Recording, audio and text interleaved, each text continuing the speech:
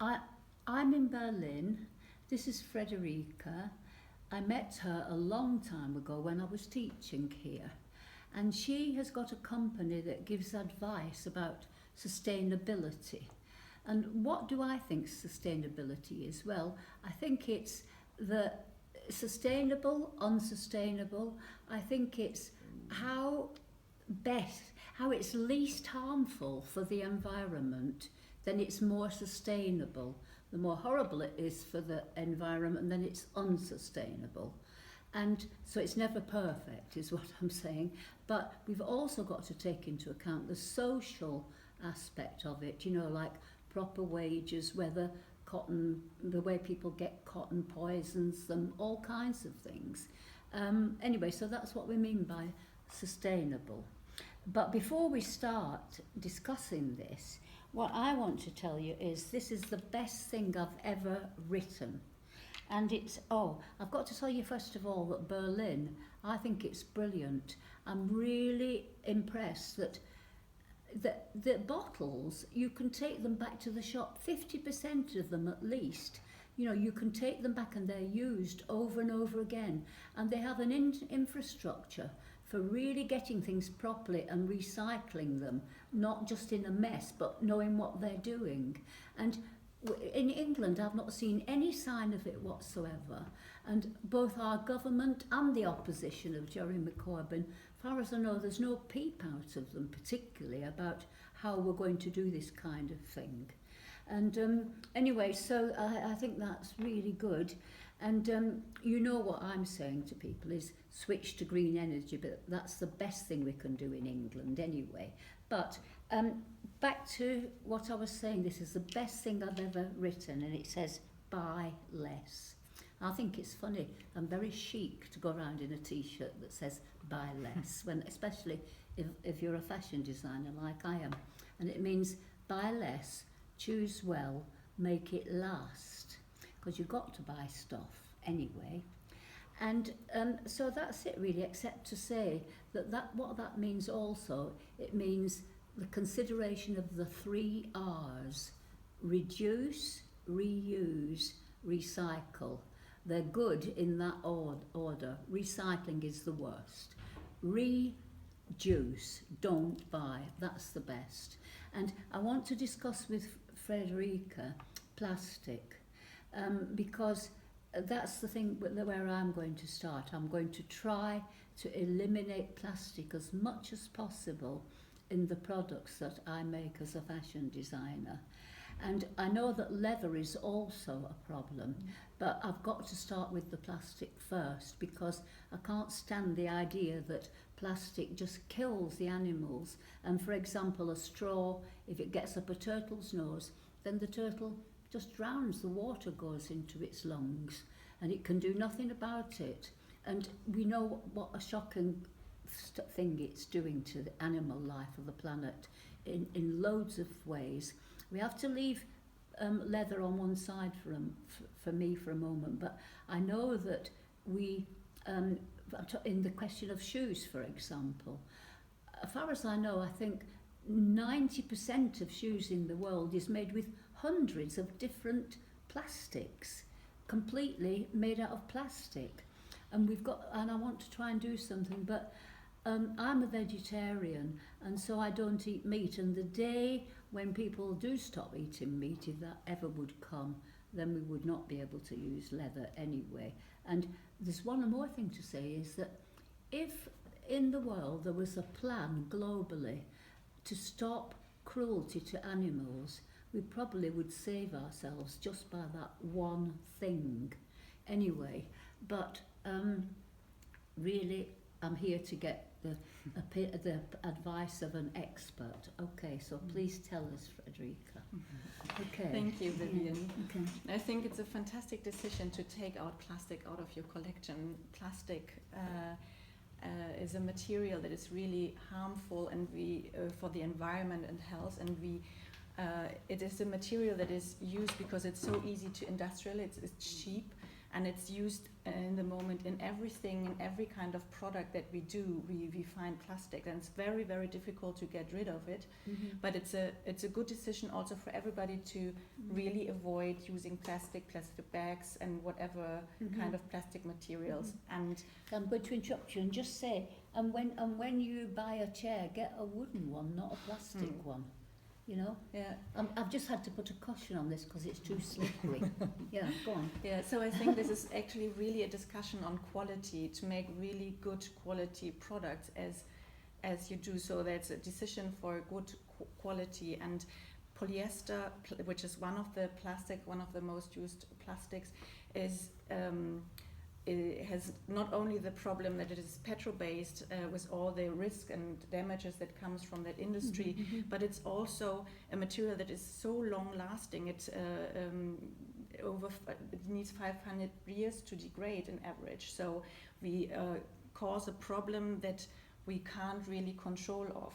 And there are two different ways to deal in the moment with this kind of waste that we produce with plastic. Plastic from packaging, more than 50% of the waste is from plastic packaging. So, but also from 50%. Yeah. I'm going to interrupt you because if you make your own food and don't buy everything prepared, that's the best thing you can do for your health.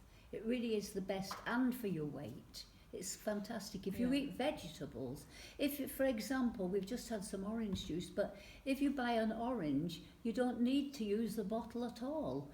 Anyway, back to you. Okay, sorry. Yeah. So this is really a very complex topic because it's so much in our everyday life. But I think with awareness you can change as a customer, but I think it's also an industrial solution where it's extremely good that the companies itself find better solution, but also governmental decision to make laws that help to get that change and to create material that is really good and beneficial for the earth. So I think it's not only about getting less bad, but to try to do really good material, and that's actually good for the earth. Yeah, that it could be profitable, that we can get it back in the biosphere, that it is biodegradable, and we get humus again for the ground, so we can have it in constant cycles to use. And I think so you're saying that, I've got a little garden at home, and you're saying that if we had these things, I could just take an old, I know a t-shirt will degrade in the compost, or a newspaper, but something that we now consider to be plastic will there is the potential that maybe one day, and you say we're already starting to try to do that one day even plastic will be disposable. But it's not at the moment. Yeah. But it is a very profitable way to go to one of the solutions within plastic could be to make it biodegradable. We do have solutions that are already there, that are very small in the market, and we need to scale that. But that it is a really good solution that we have control, that it's not too long lasting, that it's really beneficial within it.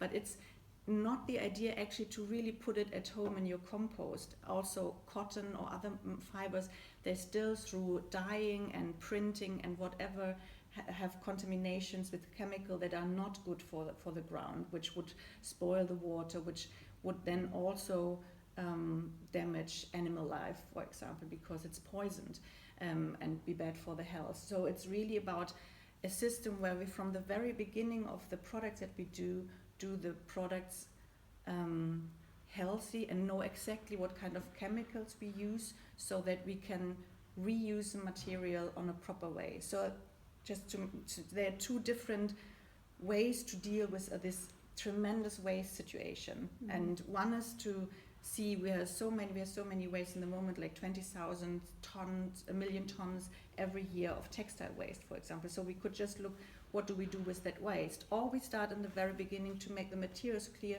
that we will never have waste, because we always plan the next step with it. And in the end, it's back to ground, back to soil, and we have no harm. Give me an example of doing something. Give me an example with plastic of what we can do to end up with no waste, or should we burn the waste, or tell me what we do? Yeah, so we could take a plastic, a polyester that is biodegradable, and we don't need immediately to put it on the compost. Before we could do first address, and afterwards we could do, for example, we put it in the garden for planting fleece to save from erosion. We need Planting what? It's these planting nets, like fleece that you put like a net. like a net, and then it can compost into the ground, but it saves from erosion. So this is an industrial use of the same material, for example. I mean, I can't stand plastic being used for gardening and everything. And even when you buy Christmas trees, they're in a plastic net bag. I mean, but are you saying that polyester is, what you're saying, I think, is that we have already started to find a polyester that is biodegradable. It is being researched and experimented with for production at the moment. But what I want to say for people is, don't think that means you can just go out and buy a plastic rain hoodie quickly or anything like that. Try and buy a cotton one, or something that's got a bit of that's got a bit rainproof for whatever reason. It might not be a good one, it might, but I'm for sure it's better than the totally plastic one at the moment. What I want to say about what Frederike's telling me is that in my company, I use wool, for example, and if I use wool, I really want to know whether that wool is being treated with things that are polyester or harmful things, because she's telling me that apparently almost everything is. It's not just the natural wool or the natural cotton. And she just told me that cotton, for example, that's easy to iron, a lot of it has got certain coatings and things on it that make it really bad. But and you wouldn't see them, but they're actually on there. So what I'm saying is that as a company, I want to take consideration of all these things, so that, for example, next time I use a wool, it's just totally pure wool, and it's not wool with something on it like a little sleeve that's over the yarn that's going to kill things and everything. But one thing that and at the moment, for me, the worst thing is plastic. But and you have to make choices. For example, glass. It's a good thing, and it is biodegradable. And it'd be even better, like I said, if we could just keep on reusing it, because then we wouldn't have to have all this energy to use it again, and it'd be properly with a proper infrastructure where something happens with it and it just doesn't get abandoned. But so this is really important for me, but I want to ask one question. What about when people say, well, for example, at the moment, all plastic things, even if you recycle them, they go from, you can use them 3 times, and then you can't use them anymore because it's got too degraded, the plastic, to use anything for. By the way, a plastic bag is totally not usable again. The plastic is too bad to use for anything, I'm told. But I want to know when people say, oh, well, we can, because I went into a shop and they were giving me a plastic straw. And I said, don't. And he said, everything we have that's plastic here, it was a cafe, sorry, everything for a cup of coffee. And I went in there, so I didn't have to have it in something plastic or cardboard. I could get it in a cup. And then there were plastic things around. And he said, oh no, all our plastic, we recycle it. And I said, that's rubbish. You can't recycle plastic for, more than a bit. Anyway, people always think that recycling is just the answer to everything, and it's not. It's hardly helpful at all. In fact, it's just a pretense most of the time. Right, I just want to finish and say that, what do I want to say? Forgotten. Go on, sorry. What do I want to say? Yeah, anyway, I have forgotten. Sorry, Frederike. Yeah. Do you want to say anything else? Yeah. Sorry. Yeah, definitely, it's not a solution. About burning. Burning, Because yeah. then the bloke said, you know, and I said, well, what happens? And then he said, well, it just gets burnt. And as if that's the answer. Is it the answer? I mean, they have a nice word for it. It's energy recycling, but I think that is a bit ridiculous because there's still so much resource in these materials. So if we plan them better from the beginning, we could really do something afterwards. In the moment, the recycling that we have is really a downcycling. Either it's burned, and we still have the contaminations or toxic that is in the material. We still have it. It's not away. We have the sludge. Where is it then? It's in the slush. It's in the slush, and it also that actually gets spoiled in the environment. While using chemicals that are not really made for the environment and for health, we are spoiling our whole environment. The whole environment gets contaminated, and the diversity of animals gets reduced through that. The health of people, the fertility of people gets reduced. So I think this is really a topic where it's so good to stop using it or substitute it with good material, and to really start knowing exactly what we are putting into our environment to go to next step to make it beneficial and positive. Yeah, so what you're saying is that it's killing animals in all kinds of different ways, including us. It's really bad for us. But there's one point about the burning that I'm not clear about, and that is whatever smoke goes into the atmosphere, is that worse or just the same as if it would be coal smoke, or I mean, could you use it as a fuel instead of, we don't want to use coal, we don't want any of this, we want solar panels or whatever, but so I guess it is harmful for the environment, isn't it, that if you burn plastic? Just like coal is harmful for the environment. It's really not clever to do so. No. It's really more clever to find solutions to reuse that material, to avoid it, or to find ways to reuse it in a proper way, not in a downcycling and not in a burning way. Anyway, I'm going to stop and just say I love Berlin. That's it. Okay.